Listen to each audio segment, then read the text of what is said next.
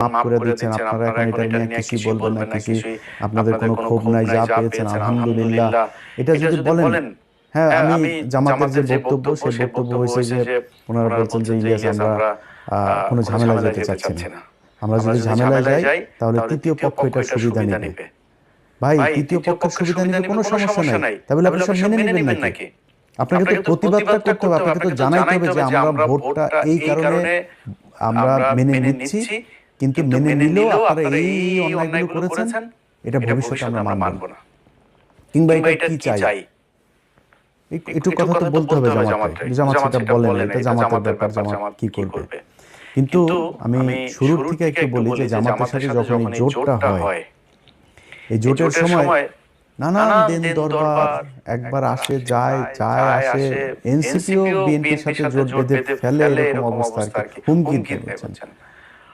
তো এরা 30টা আসন নিল। ভাই, 30টা আসন কি মনে করে নিলেন বলেন তো একটু? মামুনুল হক 20 আসন, তার 50 আসন দিতে হবে। তারপরে এগ্রেট প্রার্থী ওই যে রেজু ফজু, চরমোনাইর আবাল, এই মাতালটা 150 আসন চেয়েছে। মানে ওনারে 150 দিতে হবে, জামাতের নেতৃত্বের জোটে জামাত 100 আসনই করবে, আর অন্যান্য যারা জোটের সঙ্গে আছে তাদেরকে বাকি 50টা। কি শিয়ালের ভাগ, বুঝতে পারছেন? তাদের এগ্রেটের 143টা প্রার্থী, সেই এগ্রেটের প্রার্থীর কই চাচা? আপনি নিজে 2 আসনে দাঁড়িয়েছেন, ভাবটা দেখেন তার। তখন দলের প্রধান আছে আলহামদুলিল্লাহ, শেখ হাসিনা, ওনারা যেমন দাঁড়াইতো, তারেক রহমান 2 আসনে দাঁড়িয়েছেন। তো দলের প্রধান হলে আবার 3টা 4টা, আমি জানি না এটা কেন করে, তো 3টা 4টা 5টা আসনে এরকম দাঁড়ায়। এটা আমাদের দেশে বোধহয় রেওয়াজ এরকম। তো উনি ওই ভাবটা ধরতে গেছেন, উনি একটা 2 আসনে দাঁড়িয়েছেন। উনি বাবা রে বাবা, 2 আসনে ছাগলের 3 নম্বর গিয়েছেন। কত বড় এগ্রেটের ক্যান্ডিডেট আপনি, দলের প্রধান, আপনি বুঝেন?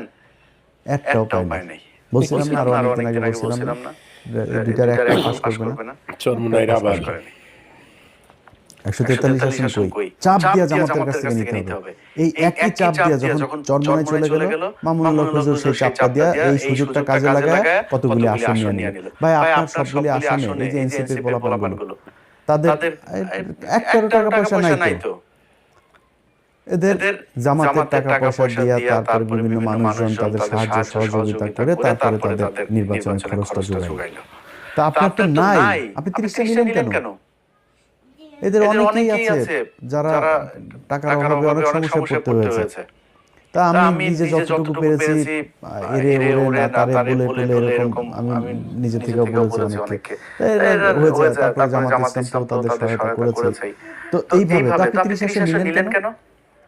এই যে চুয়াডাঙ্গা এক আসনে আমার ইস্যু, আমি এই শরীফকে নিয়ে 15